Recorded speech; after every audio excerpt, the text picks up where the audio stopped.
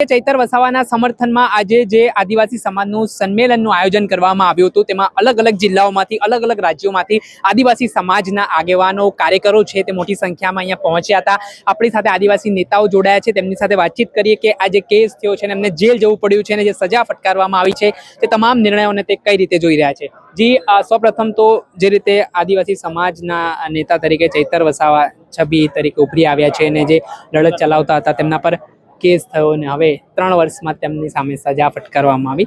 આદિવાસી નેતા તરીકે કઈ રીતે જોઈ રહ્યા છો આ સમગ્ર મામલાને? 3 વર્ષની નહીં પણ 7 વર્ષની સજા ફટકારવામાં આવી. અમે વારંવાર જોઈએ છે જ્યારે આદિવાસી સમાજ માટે ચૈતરભાઈ લડતા જ રહેશે અને જે લડે છે એમના પર જ સજા કરવામાં આવે છે. અને આ વખતે આ લોકોએ આડકતરી રીતે જે કોર્ટને ગુમરાહ કરીને અને જે અંદરના સાક્ષીઓ ફોડીને ખોટી રીતે એમને સજા કરવામાં આવી છે.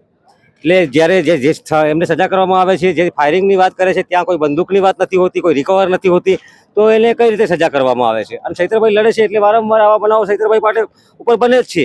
અને એના માટે આજે અમે લાખોની સંખ્યામાં માનીએ તો આદિવાસી સમાજ ઉમટી પડ્યો છે. લાખોની સંખ્યામાં ચૈતરભાઈ વસાવા ઉમટી પડ્યા છે અને આના માટે કાનૂની લડાઈ લડતા રહીશું અમે.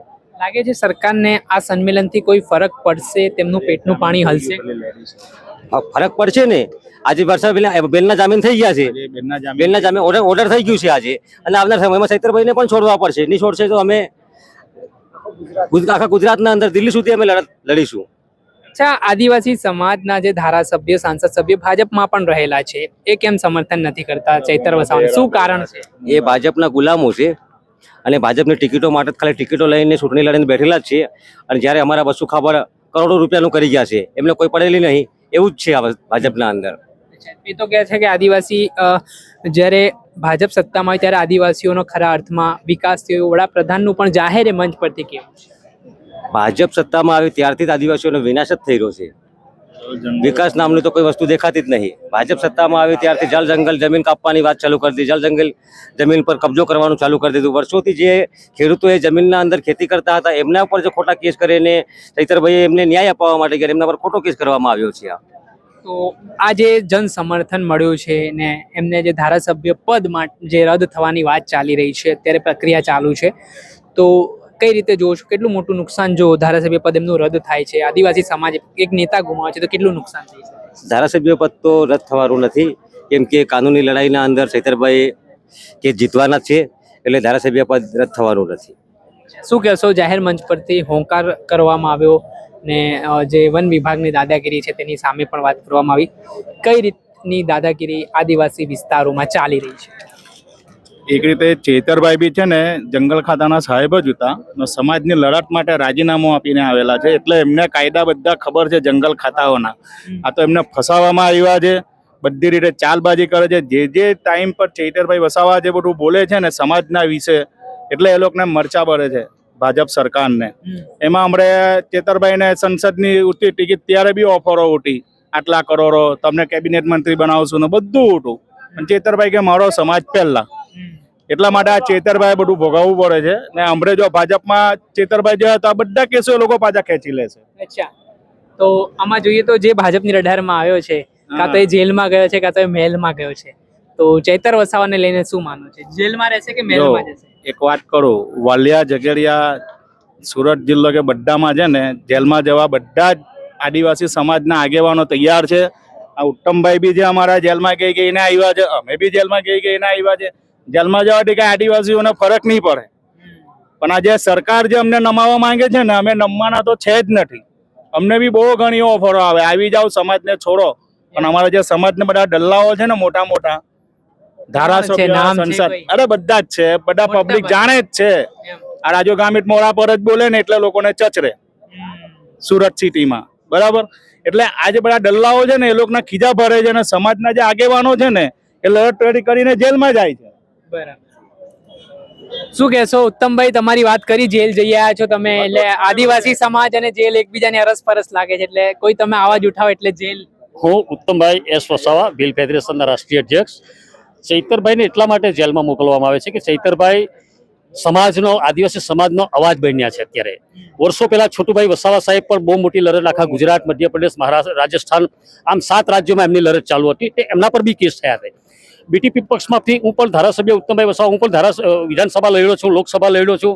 મારા પર બી કુલ 32 કેસો કર્યા છે અને ખોટા પાસા કર્યા છે અને જેલમાં રાજકોટ જેલમાં બેઠા બેઠા પણ હું ઇલેક્શન લડ્યો છે ગણપત વસાવાની સામે.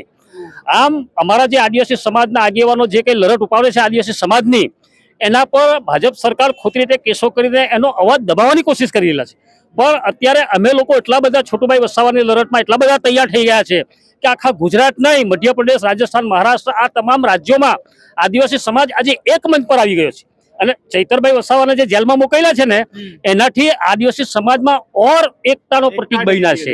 એવું પણ છે કે છોટુ વસાવાની સાથે રહીને ચૈતર વસાવા એક સમયે એમની ટીમમાં હતા, પછી તેઓએ પાર્ટી આમ આદમી પાર્ટીનો સાથ થામ્યો, એટલે આટલા તૈયાર થયા છે. એટલે આ પાછળ છોટુ વસાવા. હા, અમે કઈ છાતી ઠોકીને કહીએ છીએ, ગુજરાતમાં જેટલા પણ આજે લડાયક લોકો છે અમારી જેવા યંગ જનરેશન, એ તમામ છોટુભાઈની સ્કૂલમાં બધા તૈયાર થયા. છોટુભાઈ વસાવા સાહેબની જે લડત હતી બંધારણીય અધિકારની, એમાં અમે લોકો તૈયાર થયા છે.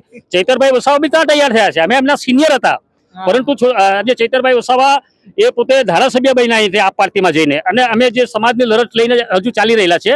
એટલે આવનારા દિવસોમાં ચૈતરભાઈ થકી અમે આખા ગુજરાતના જેટલા પણ આગેવાનો છે, બધા ગ્રેજ્યુએટ છે અને સમાજને લડવાવાળા છે, બધા એક મંચ થઈ ગયા છે. ભાજપના નેતાઓને એવું કેવું છે જ્યારે તમે લોકો જાહેરમાં ભાષણ કરો છો કે આ નેતાઓ આદિવાસી સમાજને તોડવાનો, ગેરમાર્ગે દોરવાનો અને એમાં ફાંટા પાડવાનું કામ કરે.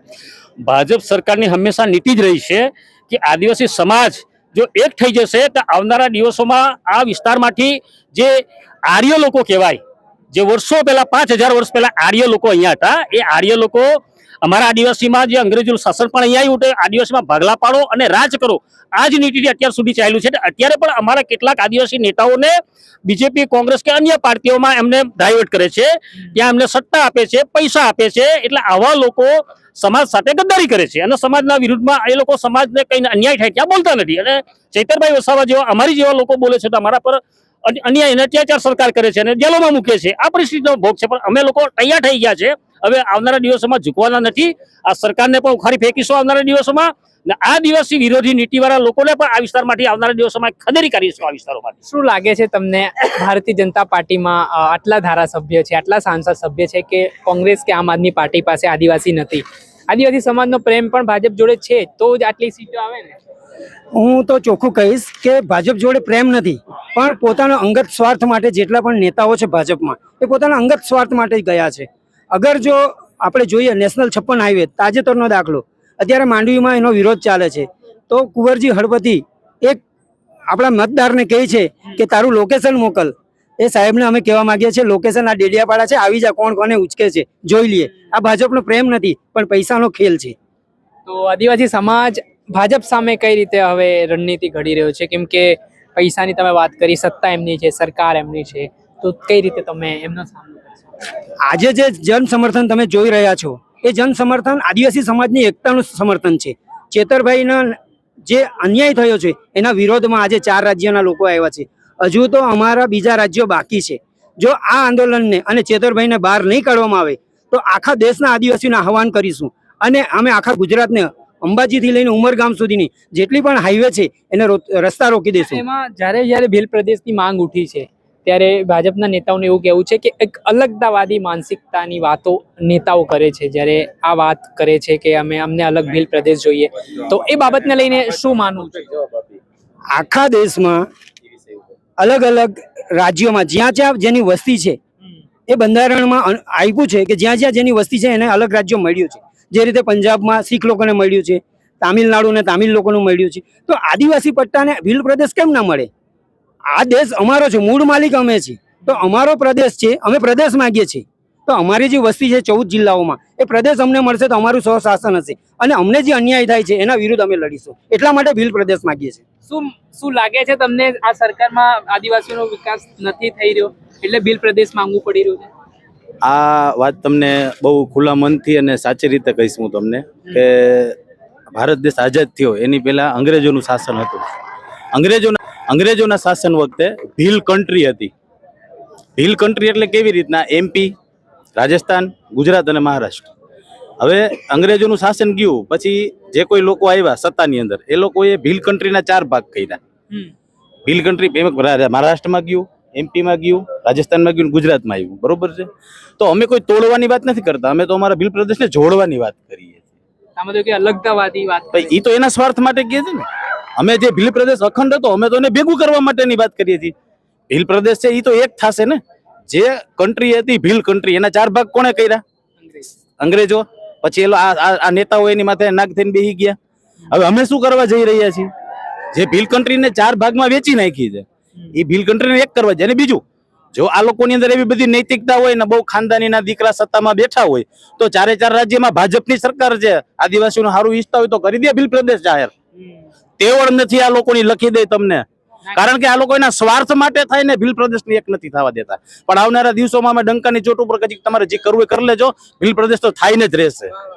પણ આમાં જે લોકો આવાજ ઉઠાવે છે એમના પર કેસો થાય છે, જેલમાં જવું પડે છે અને પછી એ આંદોલન છે ત્યાં સમાપ્ત થઈ જાય છે. ના, એવું નથી. જો સમાપ્ત થઈ ગયો તો આ જેટલા લોકો આજે આવ્યા એ અહીં નું આવત. સમાપ્ત થઈ ગયું હોત ને તો જ્યારે જરૂર પડે છે, જ્યારે કોઈની તકલીફ પડે છે ત્યારે અમે બધા ભેગા થાય અને એના સમર્થનમાં અમે અવાજ ઉપાડવા આવી.